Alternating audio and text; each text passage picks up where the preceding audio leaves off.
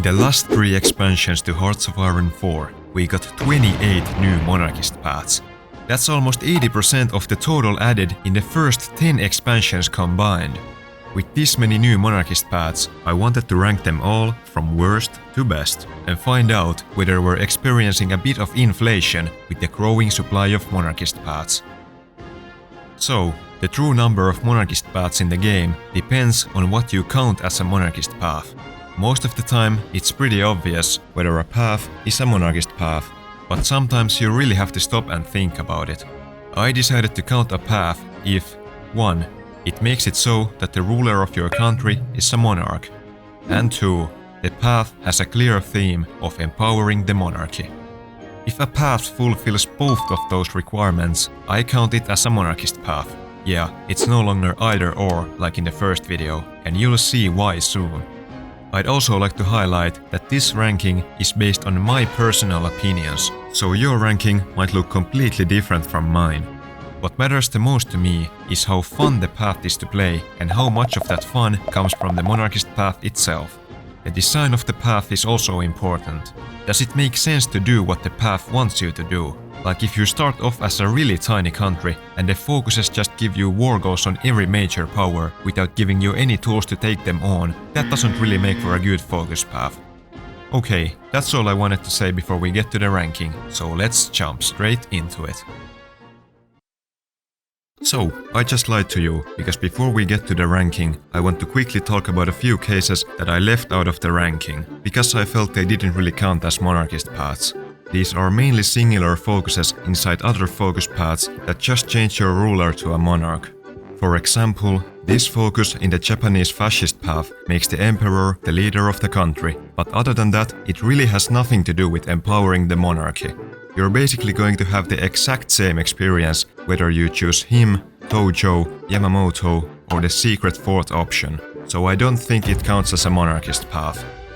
As Belgium, if you capitulate and become a government in exile, you gain access to this focus path. At the bottom of the path, you have this focus, which makes the king, Leopold III, the leader of the Democratic Party and by extension, the entire country. Likewise, this focus does the same, but with another member of the royal family. And again, these just change the leader of the country and otherwise have basically nothing to do with monarchism, so I also excluded them. And finally, Iran also has something similar, but even more convoluted. If you're at war with the UK and you surrender to them with this focus, you unlock some hidden focuses. And if you complete this one, you can crown a new Shah from the Qajar dynasty.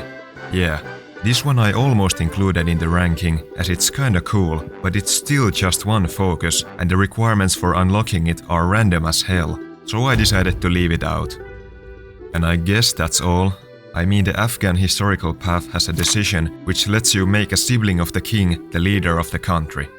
You know, sometimes it's just confusing, and we've been getting more and more cases like this as the DLCs get more complex, but I decided to stick to 28 paths. Okay, let's finally get into the ranking. For some ungodly reason, Congo of all countries has a total of 6 different Monarchist paths, and all of them have this small drawback, which is that you have to play Congo. So, the Monarchist path is down here, and to unlock it, you must become independent. You can do this either peacefully or via a revolution. Doing the revolution lets you become Monarchist years earlier, but the peaceful path lets you do a ton more focuses. I think it's basically always better to go for the revolution, because staying with Belgium for too long will almost always force you into World War II. So I'll be mainly talking about what these paths are like if you do the revolution. So, when you complete this focus, you will be presented 6 different candidates for the throne, and the worst one of them is 28. Congo, the Neem of Cuba. When you make this guy the king, you get these 70-day focuses which just give you some industrial, political and military bonuses. And that's it. Nothing fun anywhere to be seen. Even though some of the buffs are pretty good, the path is incredibly boring because it doesn't give you anything to do.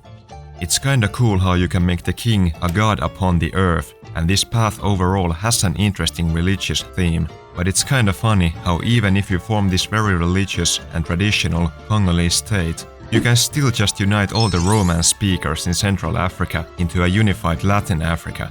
Like, I'd say there is a small clash of identities here. And about that, all the other Congolese monarchist paths also have the option to do this formable, so it's a pretty good end goal for a campaign as Congo. 27. Congo, the House of Aqua Rosada. This path, well, at least it gives you something to do, and that something is launching an uprising in northern Angola. If the rebels survive for 84 days, which you can help them do by sending them volunteers, you can then annex them. And that's basically it. I mean, it's slightly interesting, right? The other focuses just give you some pretty decent buffs. It's also the very first option in the list of candidates, so you can start doing the path earlier than any other. Yeah, not much else to say about this one. 26. Congo, the Mwami of Burundi. So, when you become independent, these two states here, Rwanda and Burundi, will also try to gain their independence, but from you. But you can just really easily defeat and annex them. Cool. So the fourth candidate is the King of Burundi, and if you choose him, you'll just become a big-ass Burundi. I mean, that's gotta be some form of cultural appropriation. So what can you do as Burundi? Not much really. You get claims and cores here and a war goal on the UK so that you can take those claims and cores. And that's it. So yeah, have fun fighting the allies. No reason you should do anything else with this path. 25. Congo, the Ma Loango. If this guy takes over, you actually get something interesting to do. First off, you can demand a state from France, which you can then make your capital. Then you can occupy this small state from Portugal, and they might start a war over it, which you don't really want to be stuck fighting, but being decently strong and in a faction will make them more likely to leave you alone. Speaking of factions, there are two faction focuses at the bottom of the path. If you're really fast with the civil war, or you're playing on non-historical mode so that France doesn't join the allies, you can create a faction with France, which you will lead. However, France will abandon you literally the next day, so the better option is to create a faction with Portugal, which you can do even though you just stole their land. Now you have access to Spain and China, and the rest is up to you. So overall, you have something to do, but it's still a pretty useless focus path. 24. Congo, the Umwami of Rwanda. As you could expect, you can also crown the King of Rwanda and then just become a big-ass Rwanda.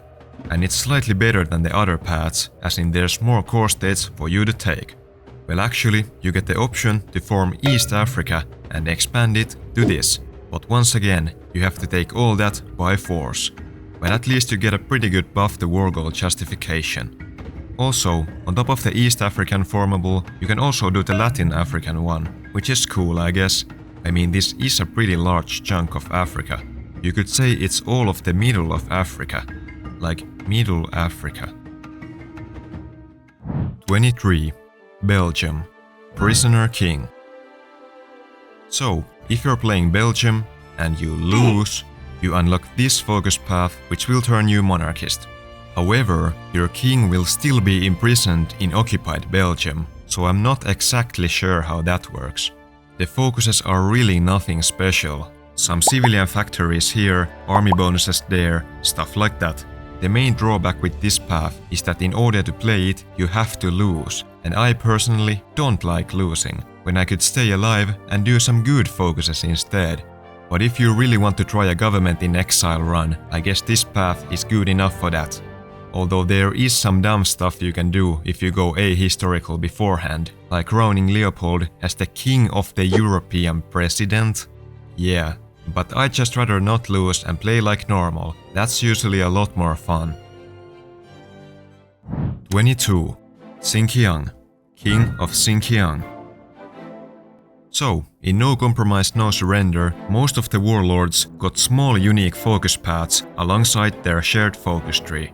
And the leader of Sinkiang, the only communist warlord, can just make himself a king and then flip to non-aligned, which is interesting to say the least.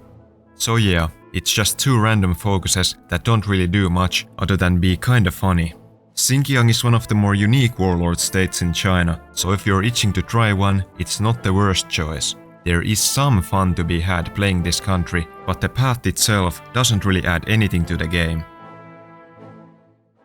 If you thought that Congo had too many monarchist paths with a total of 6, then you should like Afghanistan because they only have 5. What is it with the most random countries getting this treatment? So, the least fun of the Afghan monarchist paths is 21. Afghanistan. Expand the king's power base. This path just doesn't offer much of anything. Like, it has some pretty good industrial and political bonuses, but expansion-wise, all you get is a war goal on Sinkiang, which usually means fighting all of China. Though every Afghan path does have access to this branch, which gives you some more to do, you get 3 options. You can either join the Allies, demand this from India and get a war goal on Iran, or demand or fight for Pakistan, which you then get to core, or the third option, join the Axis and get nothing. For some reason, Afghanistan is like the strongest country in this region with their irregulars, so you shouldn't have that hard of a time fighting anyone. But there aren't many countries you can fight without starting a world war, and that unfortunately applies to most of the countries in this region. 20. Hungary. Elect a fascist king. Yup, the one focus Hungarian monarchist path is back, except this time it has 2 focuses, so I had to rank it again. I'ma be honest, I don't really know how I should rank this path. I mean, it can't be that high since it shares most of its focuses with the other fascist paths. Except now, you miss out on even more focuses. But there are other monarchist paths which share a lot of their focuses with other paths.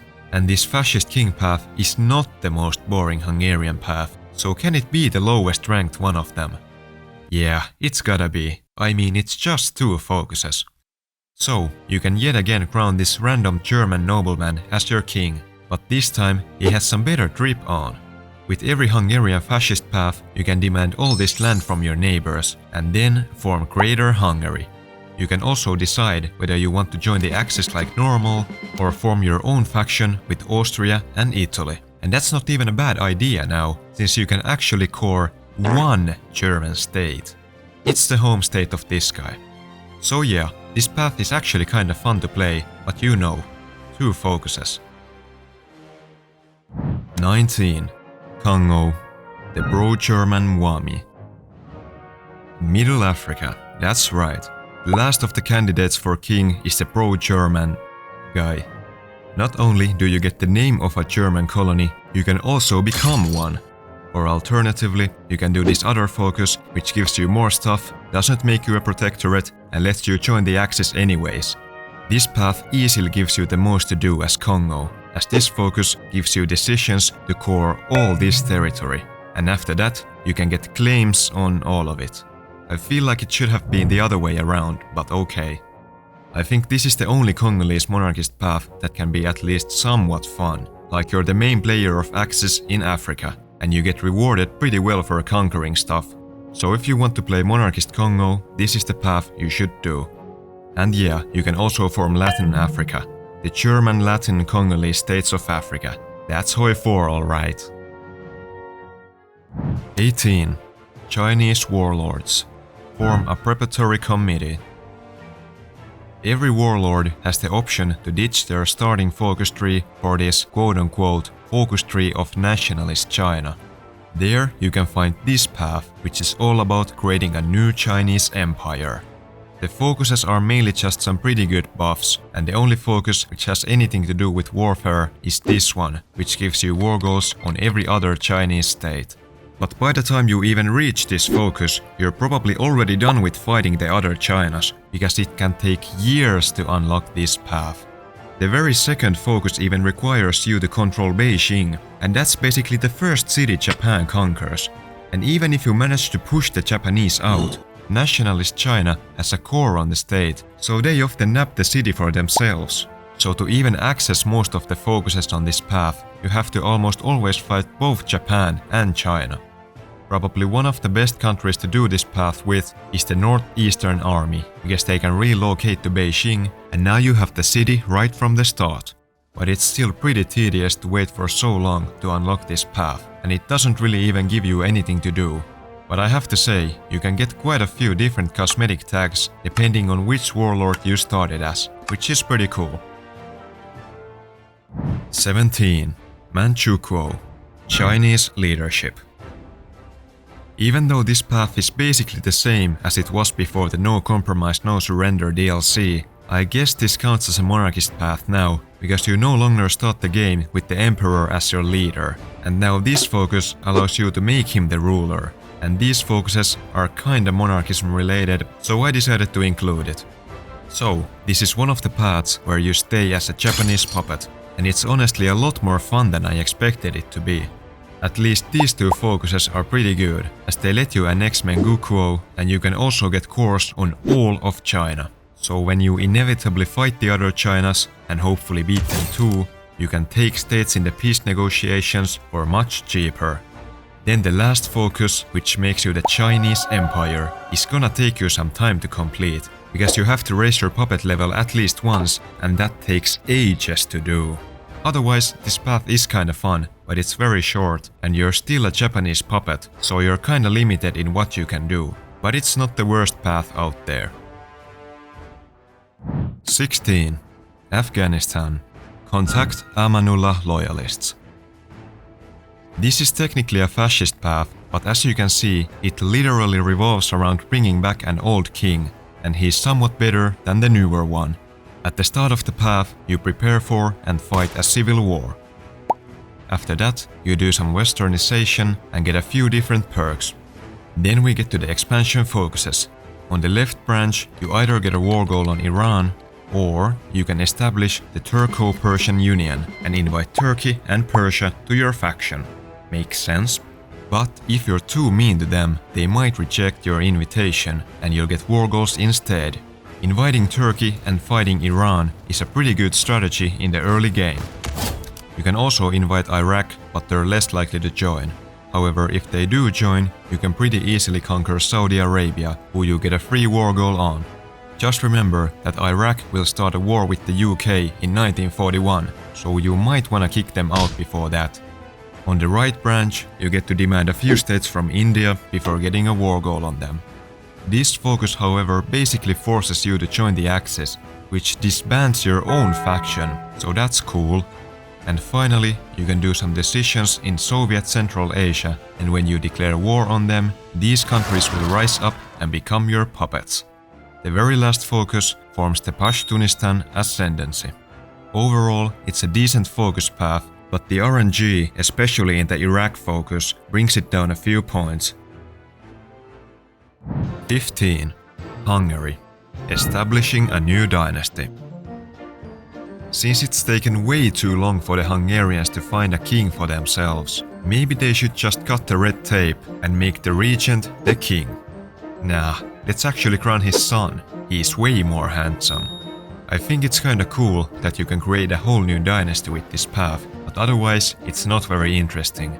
Like the only other significant focuses let you join the Allies and take this tiny sliver of land from Austria.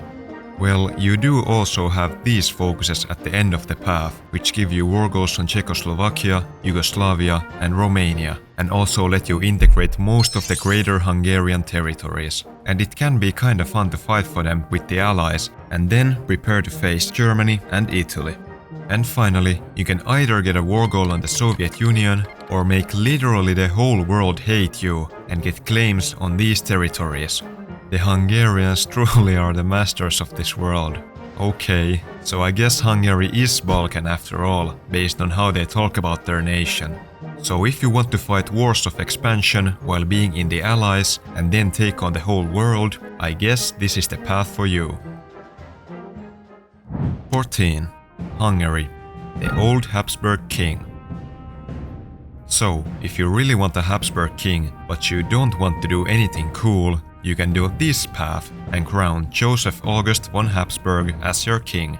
And this is basically the same as the new dynasty path, except the focuses are slightly better and you don't have a focus for joining the Allies. you also have the exact same expansion focuses at the bottom of the path.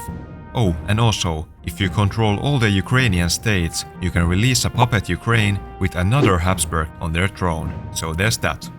Yeah, I don't even know what more to say about this one. The path is nothing special, but you're still playing Hungary, so you're going to have at least some fun.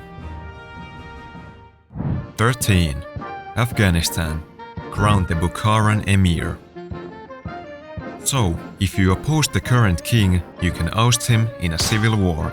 But if you don't like the old king either, you can choose your new ruler from 3 different emirs. If you choose the Bukharan Emir, you get a bit of an underwhelming focus path. You can form the Second Afghan Empire and get a war goal on Iran. If you manage to take over Iran, you can integrate all of its states, which is very nice. And there is a pretty funny way you can do this.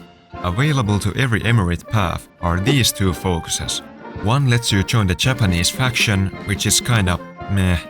But the other one creates a new faction with every independent Islamic country. So when you do that, after a while you can kick out Iran and gang up on them with everyone else. Now, when you do this focus, there is a small uprising in India which you get as a puppet. Now you can fight your very own jihad against the allies with all your friends. You can also do the Central Asian decisions on the Soviet Union, but this time you just straight up annex these states and also get cores on them. You can also core all these states in a rush. So overall, you're basically just supposed to be the Islamic Axis fighting against the Allies and the Soviet Union. But since you're Afghanistan, it's only kinda fun. 12. Iraq. Rally behind the Hashemite dynasty. Now you technically can't get the monarch as your ruler, but you can make the royal regent represent the rule of the monarchy. And as the king is a baby, I'd say this is good enough. Also, you can make the regent a caliph, so yeah, I'd say it counts. While you can start the monarchist path right at the start of the game, becoming monarchist takes quite a while. In the meantime, you can peacefully take over Jordan, Palestine and Syria. You also get a war goal on Saudi Arabia, which you can easily conquer. Now Turkey used to declare war on you because your puppet Syria wouldn't give them this state, but now that you get to annex Syria, you can just avoid that war with Turkey. Then in 1939, when the king dies and the caliph takes over, you can get cores on all this. Yep. And on top of that, you can form the Arabian Formable.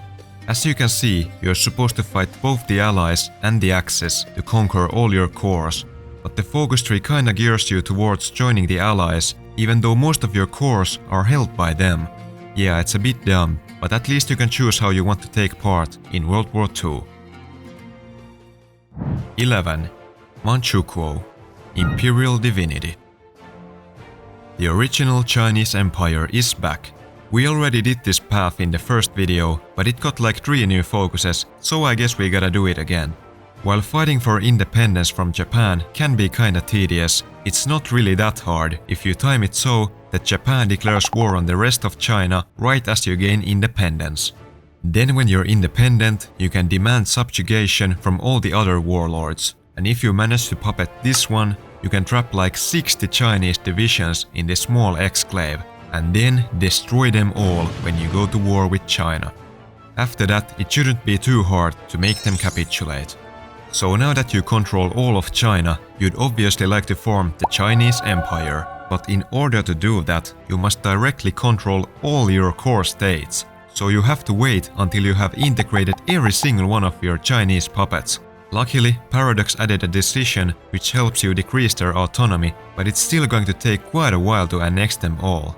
But now, you're a fully independent fascist state with millions of manpower. The only issue is that by now, it's probably already like 1942. 10. Iran. Legacy of Greatness. Although the Pahlavi Imperium focus leads to 2 different sub-branches, this left one doesn't really have anything to do with monarchism. It's more of just a nationalist non-aligned path for the historical AI that isn't supposed to get in the way of the player. However, this other branch, well, that's clearly a monarchist path.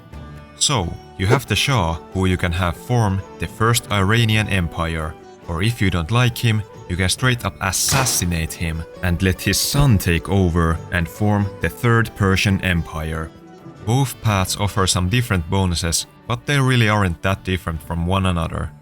Now about the expansion branch of this path, I actually think it's pretty good. However, Iran's location isn't.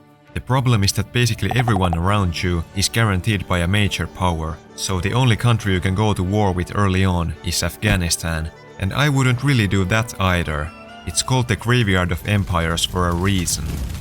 This path lets you peacefully annex parts of Iraq, Afghanistan and British Raj. Jesus. After that, you can get tons of claims and war goals and decisions to core most of these territories, which is basically everything the Persians ever controlled. And much of that is held by the Allies, so you'll have to fight them. Oh, and the Soviets will also eventually invade you. So, Iran is a pretty tough country to play, but I do have to say that I like this monarchist path, even though many of the focuses aren't really viable until late game. 9. Afghanistan. Crown the Golden Emir. The last two Afghan monarchist paths are pretty similar, and this one in my opinion is just slightly inferior. Again, fight the civil war and then make this guy the emir. Early on, you can steal these two states from India and they most likely won't do anything about it if you're decently strong. Then you have few bonuses and such. But then, when you complete these final focuses, you become the Islamic State of Pashtunistan and get claims on basically all of the Muslim world. And guess what? You can core every single one of these states. So this time you actually have a very good reason for fighting every major faction. You can also do the Islamic faction strategy where you fight your allies one at a time, but now you get war goals on Iran, Iraq, Saudi Arabia and Yemen too. This way you can core much of the Middle East without anyone intervening. So no matter who you fight, you can get some pretty good cores out of them, and it's always fun to see your manpower and factory count explode after integrating more and more states. 8. Afghanistan. Invite the Mughal prince. And the last Afghan monarchist path is basically the same as the previous one, but in my opinion it's just a tiny bit more fun. So, fight the civil war, but this time crown this guy and you become the Mughal Emirate. And now you basically have all the same focuses as the previous path. However, this time you get claims and war goals on Iran, Central Asia, Sinkiang and all of India. And yet again, you can core all of it. And also, you get to form the Timurid Empire. Yeah. The reason I think this path is slightly better is that if you manage to take over India, you're much stronger a lot earlier than you'd be by conquering random African states with the other path. So even though you have fewer states to core, you start snowballing a lot earlier, which can lead to a more fun game overall. 7. Hungary. Elect a democratic king. What? Democratic paths can be good? Well, no. This is a monarchist path. While the king does start out as just a national spirit, when the world tension gets high enough, he can just become an absolute monarch. I don't know what the point of this is, but at least it gives us one more path to rank. This path is actually pretty fun. Not only can you form your own Balkan Pact and invite all your friends to it, but you can also propose integration to Romania and form the United Kingdoms of Hungary and Romania. Then you can make your allies hold some referendums and force them to give you a few states. Also, if you invite Austria to your faction, Germany can't even annex them and World War II will be delayed by like 6 months. They will still annex Czechoslovakia and you don't get any say in that, which is pretty stupid, but I guess that will be fixed in the Czechoslovakia expansion. So by the start of World War II, you can just steamroll Germany with the allies because there are so many of you. But there is one more thing you can do. If you somehow manage to control all of Sweden, you can form the United Kingdoms of Sweden and Hungary, dropping Romania from the title completely. This is because the democratic king is from the Swedish royal family, but it's still pretty schizo. Overall, this path is pretty short, but it's kinda overpowered and thus pretty fun. 6. British Raj. Look to the past. So, we get to the final monarchist path of the Graveyard of Empires DLC, and it's pretty good. You start by breaking away from the British Raj, and you're supposed to survive for 255 days to piece them out and become fully independent. But if you're playing this path, you should just try to capitulate the Raj so that you can get all of India right away. And it's not even that difficult. If you manage to do that, you get cores on all of India, so no need to worry about manpower ever again. Now you have some pretty good focuses to complete, including getting 3 research slots and elephantry units. You can also form the Mughal Empire. From the right branch, you get a war goal on Afghanistan and cores on their territory. Also, you get a war goal on Sinkiang, which you must conquer if you want to unlock the rest of the focuses, so you're basically forced to fight China. Well, luckily, it's not that hard with Japan on your side, and I had it done by early 1940. Then you get 3 war goals on the easily conquerable Iran and Himalayan countries, but also on Mongolia, Iraq and Turkey. The final focus lets you form the Timurid Empire, but to do so, you have to occupy the capitals of Iran, Iraq and Turkey. And Turkey is guaranteed by both the UK and Germany, but you can avoid fighting one faction if you get an invitation from the other on the same day as you declare war on Turkey. So now you can form the Timurid Empire and get all these cores. Finally, if you manage to land in Britain, you unlock a decision to form the Mughal West Britain Company in Wales. Holy schizo. 5. The Philippines. Election overturned. Although this focus path is pretty short, the things you can do with it are insane. Most of these focuses aren't really anything that special. You can send some volunteers to Spain and get a few decent perks. However, this focus is where things get pretty crazy. You unlock decisions to invite all the Spanish-American countries to your future faction. These decisions are pretty dependent on RNG, but if you have good relations with your target country and they're either fascist or non-aligned, they have a pretty good chance to accept. But if they don't, just save scum. And if you're playing on Iron Man... Now when you do the Independence War focus, there is a 1 in 3 chance that the Americans will just let you become free. But if they declare war, you have to survive for a year before you can white peace them. Now all the countries you invited to your faction will join it, and you can still invite all the ones that didn't. Or at least try to invite. And when you form the Kingdom of the Philippines, you'll find that you have gotten some new decisions. And what do? They allow you to integrate every single Spanish-American faction member you have. And actually, you can even integrate Spain too. And even if they reject your integration offer, you can still claim and get cores on all of their core states. So yeah, you can just become a global superpower without a single war. And after that, you can still get tons of cores and claims with these focuses, and you still have the Malaysian formable too. So, this path can be pretty fun and overpowered, but there is so much RNG involved in the decisions that it can be a bit annoying to play. Also, you really have to know how the navy works if you want to play the Philippines, but overall, it's a pretty fun path. 4. Hungary. Invite Otto to the throne. And finally, we get to the last of the Hungarian monarchist paths, the new and improved Austro-Hungarian path. Or Hungaro-Austrian path. It's a lot like the old Habsburg path for Hungary, but a lot better. You can get free puppets from Austria and Czechoslovakia, and with some good luck, free land from Romania and Poland. Then you get war goals on Yugoslavia and Italy, where you can establish new puppet kingdoms. Also, you can completely dismantle Italy if you feel like it. You can even demand the Holy Land and Silesia from Germany, which they might even agree to. This is already quite a lot of Habsburgs, but we can get even more.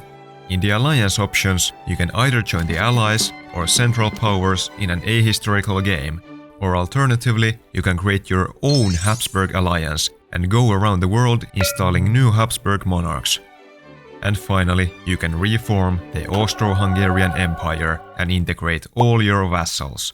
This is easily the strongest Hungarian path. You get so many allies and core states that you can easily take on the Axis when they come demanding land from you. And by the way, you can also form the European Union, so you have a really good reason to go conquer all of Europe. Unfortunately, this path is not that long, so you can complete most of it in just a few years, but still, it's a very fun way to play Hungary and a really solid natural upgrade to the old Habsburg path. 3. Austria. The legacy of an empire. The other Austro-Hungarian path, which this time actually belongs to Austria. This is pretty similar to the Hungarian version, and both of them are almost just as fun, but I like this one a bit more. First off, you have more focuses and more stuff to do, which is always a plus. Then you have two different options on how you want to reform your empire. You can either use decisions to demand back your lost territories, or you can instead puppet your neighbors and form a more decentralized but larger Austro-Hungarian empire. You have focuses for dealing with Germany, which allow you to either form South Germany or core everything and form the greater Austrian Empire. And of course, you have your secret Liechtenstein formable and Holy Roman Empire formable. Yeah, there is quite a lot of stuff to do. Although Germany is supposed to invade you at some point, you can just prevent that entirely by joining the Allies. Yeah, Britain will just let you in even though you're like the most expansionist state in Europe. You could also reform the Central Powers with Turkey and Bulgaria, or maybe even join the Axis, but the Germans aren't very likely to take you in. No. So yeah, Austria is a really fun country now. Who could have expected that? I certainly didn't. 2. Japan. Revere the Emperor, destroy the traitors. Finally, after so many years, Japan actually has some good content. And of course, the Monarchist path got a pretty massive update. So, what makes this path so good? Well, there are tons of good focuses and so many options on how you want to play your campaign. Some of that is due to the fact that you have separate expansion branches which are shared with the fascist path. But nowadays basically every updated major country works like that. The three branches focus on the Soviet Union, China, and Southeast Asia and the Pacific. And you can choose in which order you'd like to complete them, with a short time restriction on starting a new branch. Speaking of China, this focus on the Monarchist path itself stops the ticking timer on the inevitable invasion of China, so you can focus on other stuff or take on China later on your own terms. Also, you get to annex and core Manchuria and Korea. Further down the path, you even have a secret branch which lets you crown the wife of Hirohito as the Empress of Japan, and of course, you get some buffs for rockets and nukes and such. And finally, the very last focus of the path lets you straight up core all of Asia, but only one state at a time and only when you have grown enough compliance in it, so it's not too overpowered. Okay, it's really OP. One thing I gotta say about Japan is that it's definitely not a very beginner-friendly country, and traversing the focus path is not as straightforward as with other countries. But even though the Japanese focus tree relies a lot on events and decisions, this path isn't really railroaded at all. So when it comes to waging war, you can basically do whatever you want. And finally, we get to number 1. The best monarchist path of the last 3 expansions is Germany. Revive the Kaiserreich. To the surprise of absolutely no one, the German monarchist path is one of the most fun paths in the entire game. I mean, just look at how much stuff there is. Although technically only these focuses are fully exclusive to the monarchist path, but I can't just exclude 90% of the content because of how this focus tree is designed. Okay, let's go over what you can do with this beast of a focus path.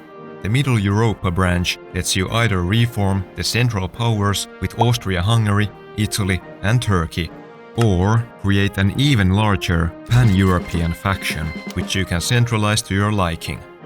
The Sea to the Eastern Front branch lets you safeguard Eastern Europe from the Soviets in exchange for some territory and influence, while the Restore the Brest-Litovsk Borders branch is all about dominating Eastern Europe, just like in World War I. The Reject the Locarno Treaty branch is about dealing with France and bypassing their fortifications, which you can do in 3 different ways. And finally, you have the Weltpolitik branch, which focuses on naval buildup and colonial expansion to Africa and Asia. And it's split into 2 branches as well. one of which lets you establish a classic Anglo-German friendship and fight against communist France and USSR.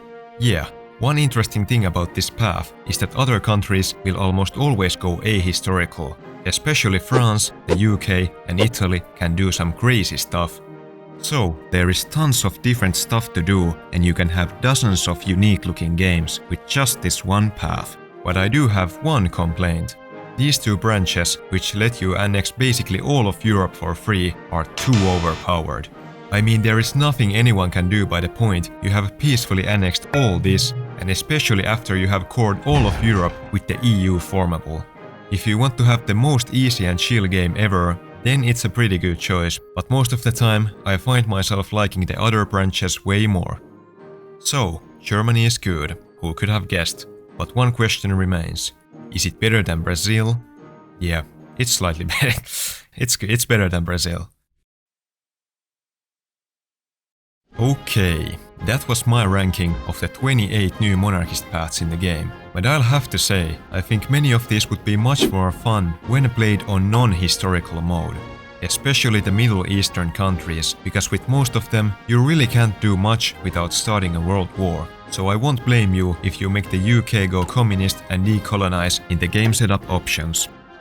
I don't know how many more updates we're going to be getting to Hoi 4, but the amount of new monarchist paths we're getting per update is truly something. So depending on the remaining lifespan of this game, you can expect me to make at least one more video like this, ranking the remaining 33 new monarchist paths, and maybe even one more giant video with every single one of them ranked. But we'll have to see. If you like this video, like and subscribe.